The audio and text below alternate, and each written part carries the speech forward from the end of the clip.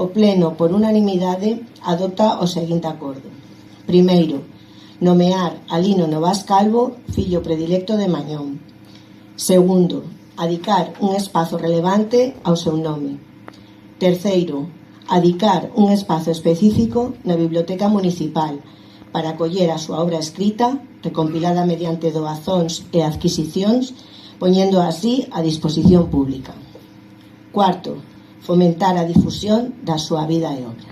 Conforme aparece nos xornais, Lino foi nomeado fillo predilecto da súa terra e Imilce recolleu persoalmente o título acreditativo. Despois do encontro coa familia, o acto institucional comezou con música tradicional que resoou mesmo en Chicago e continuou coa intervención do cronista oficial. Neste acto institucional de homenaxe e concesión honorífica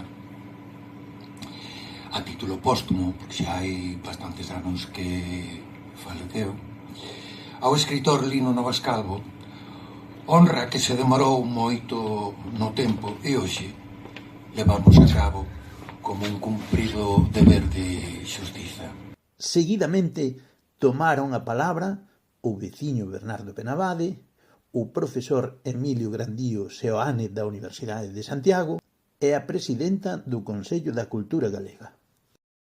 Despois da lectura da acta, interviu o alcalde e entregou o diploma a Imilce Novas del Portal, que agradeceu o xesto.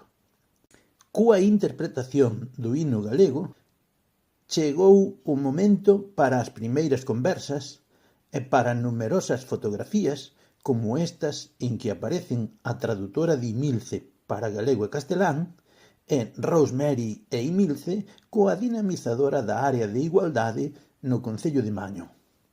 Despois do xantar e da visita ao Porto de Bares, a xornada tivo como destino o campo das Grañas do Sor e o lugar de Pesegueiro que fora o punto de partida hai máis dun século.